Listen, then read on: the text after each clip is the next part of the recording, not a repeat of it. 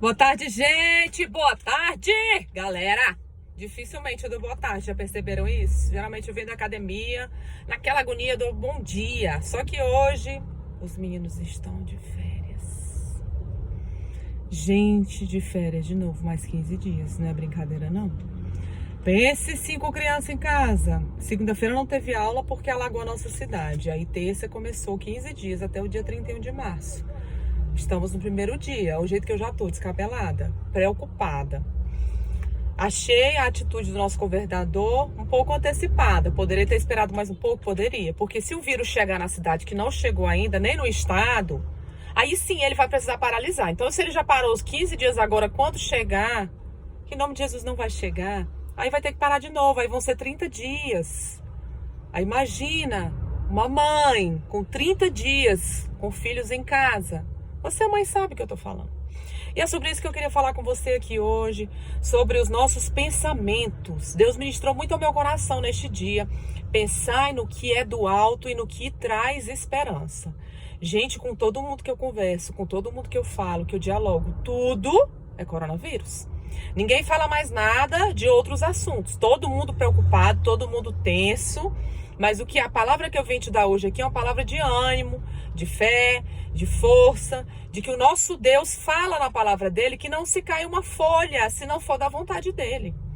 Então eu creio em nome de Jesus que tudo isso vai passar e que não vai ter tragédias no nosso meio. Eu creio em nome de Jesus, mas nós devemos nos acalmar, nós devemos pensar que o Senhor está nos cobrindo. Logicamente, nós temos que ter higiene, sim. Nós temos que evitar tudo aquilo que falaram, sim. Mas não precisa tudo isso que estão fazendo. A mídia está batendo em cima, está piorando muito a situação. As pessoas estão ficando muito preocupadas. Com isso, a nossa fé, a nossa confiança em Deus, ela acaba se esvaecendo. Não é isso que o Senhor quer. Uns confiam em carros e outros em cavalos, mas nós confiamos no Deus Altíssimo. Então, eu creio que esse vírus nem vai chegar aqui, eu creio em nome de Jesus. E se vir, nós não seremos atingidos, nem os nossos pais, nem os nossos avós.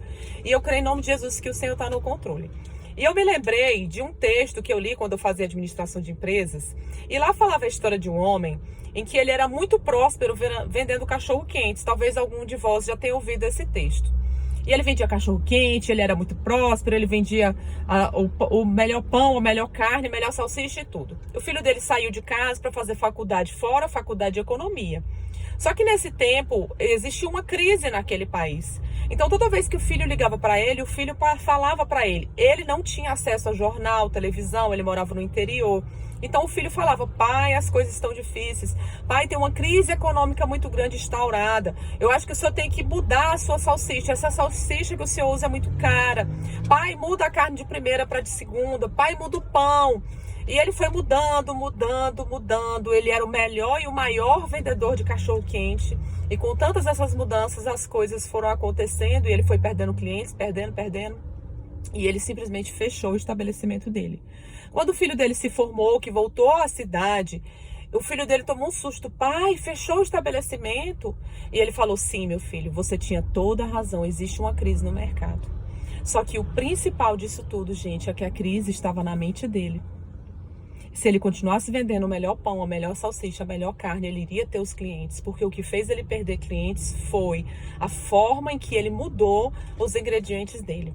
Então nós devemos pensar o quê? Que tudo isso vai passar. A nossa mentalidade, ela tem que estar de que tudo está bem, de que isso aconteceu e está toda essa confusão toda, mas nós sabemos que Deus vai resolver tudo isso. O que a gente não pode é desesperar e ficar nessa confusão, porque o que eu estou vendo é que a economia do nosso país vai acabar desandando, porque está tudo parando.